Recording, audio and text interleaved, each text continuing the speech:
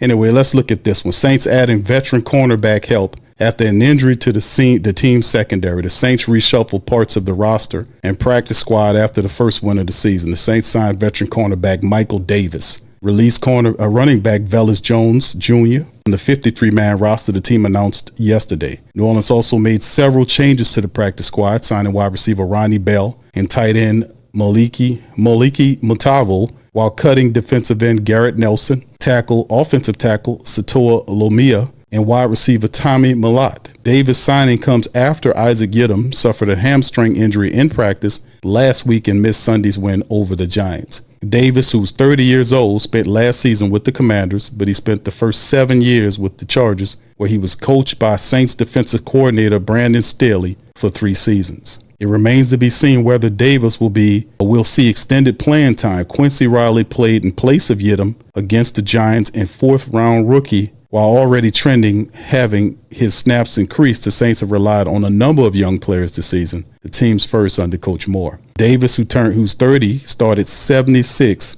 of 122 games. He's a 6'2" corner who started only 2 of his 15 contests last year. Also about Mike Davis, a little scouting report on him. He been in the league for 9 years. Of course, we talked about earlier the ties that put him with Staley in Charger country. Veteran cornerback, 6'2", athletic, man coverage abilities, mostly man, very physical corner. He about 196, 200 pounds, was originally undrafted out of BYU back in back sometime. I think he was drafted undrafted. 122 games, 76 played. He has 8 interceptions, 70 pass defense. And his play style excels in off-man coverage due to good footwork and ability to read receivers, possesses solid foot speed, acceleration, change of direction. Remember, he's 30 years age, so he's the epitome of a veteran cornerback. He was effective in some zone, has decent lateral agility, very smart player to match up receivers. And it's Taysom Hill and him with teammates back in BYU. That's what they say. Now, his injury history is he had a strain back in 2019 and in 2021 with his hamstring, knee sprain back in 2022. So he's not one of these guys that have a boatload of injuries. He does have a lot of playing abilities. His 40-yard time, because people want to know how fast a 6'2", 200-something-odd pound cornerback is. At the time, it was 4.34 in the 40. So Mike Davis has some speed. Now he's 9 years in the NFL now, and he's 30 years old. I don't know if he's still 4.34 anyway, close to that, but that's good to know. So that's pretty much some of the stuff to kind of talk about with Mike Davis, and the fact that the question was asked, will Mike Davis have an opportunity to match up against or play rather, where they signed him directly onto the team's active roster. So you would definitely anticipate them having him here, and the reason why he'll play is because he has familiarity with Coach Staley's schemes. That's why you see guys like Jonah Williams and Chris Rump II here, because they have innate knowledge or experience in playing in Coach Staley's system. So it makes a good fit. And then, of course, one of the other reports made mention that the Saints did outbid for his services. They beat out the Detroit Lions, who was trying to get him, and I think the Lions was trying to practice squad him, and ultimately the Saints offered him a active roster spot, and that's how it ended up. So yes, Mike Davis is a Saint now, and I think that he will be a guy that will more than likely definitely see some time in the cornerback room, especially with Isaac Yiadom injury, and Isaac wasn't really playing that well. Isaac was he was struggling. He was struggling to the point where a lot of people wanted to yank him for Quincy Riley. And now that he's banged up, Mike Davis makes sense. So we welcome Mike Davis. Shout out to Mike Davis and welcome. Yes, he is. Yeah, there you go. He was a teammate of Taysom. So there you go. So veteran, 9-year veteran, 6'2", with 4.3 speed. I don't know how much that 4.3 speed he still have, but I hope he got enough, man.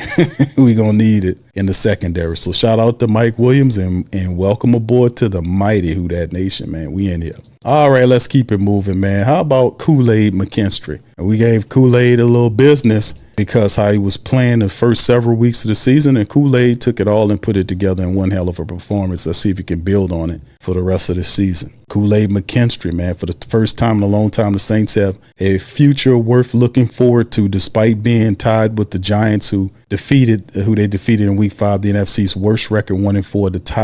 The tide is slowly shifting to the Saints, which has several young players with flash potential this season. Among the promising players, Kool-Aid McKinstry stood out the most in last Sunday's win, leading the second-year Saints defensive back to pick up an unexpected but well-deserved accolade, which the NFL announced as Player of the Week, and McKinstry was named the NFC Defensive Player of the Week. That's big. So shout out to Kool-Aid on there. Give that man a round of applause.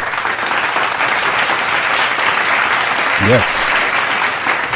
He marked the first time Saint defender earned a Player of the Week honor since 2023 when Paulson Adebo, now with the Giants, was recognized. So this is big. Kool-Aid McKinstry is your NFC Defensive Player of the Week. And this is something that Kool-Aid can and should and will build on going into the rest of the season. So big ups to him on that, right? So he had a couple of things, a couple of interceptions. He did a number of things in the game to help out. So anyway, McKinstry, a 2024 second-round pick, had arguably his best game as a pro over the Giants, allowing five receptions on 9 targets for 45 yards and a touchdown with 2 interceptions and a pass breakup. One of several young players to play a key role in the win, a small but significant step in the right direction for an organization that opened the season without any future foundational pieces. That's not true. Saints, which has the NFL youngest head coach, started 6 players under the age of 24 against the Giants. It's the most in a win since 2018, which was the year after the Saints landed AP Offensive and Defensive Rookies of the Year running back AK-41 and Marshawn Laddie Daddy Lattimore. This includes defensive tackle Brian Bresee, who turns 24 on Monday. This season, he ranks 5th among qualified defensive linemen in average time to average 2.42s, trailing San Francisco 49ers edge rusher Nick Bosa, and directly ahead of Houston Texans edge Will Anderson. NFL on CBS producer Ben Fennell showed a video of his work, as you can see right here, and rookie safety Jonas Sanker, who's 22, continues to look like a future cornerstone in the secondary. According to PFF, Sanker allowed 9 yards on 3 receptions, 5 targets last Sunday, 1 week after recording his first career interception against the Buffalo Bills' Josh Allen. So that's big for him. The youth movement wasn't limited in defense in Week 5. 3 offensive linemen under 24, including 24 and 25 first-round picks, Kelvin Banks Jr. and Tali Fuaga, and rookie undrafted guard Torrey Sally Simpkins III, holding up their end by preventing a formidable Giants front from sacking quarterback Spencer Rattler. No sacks.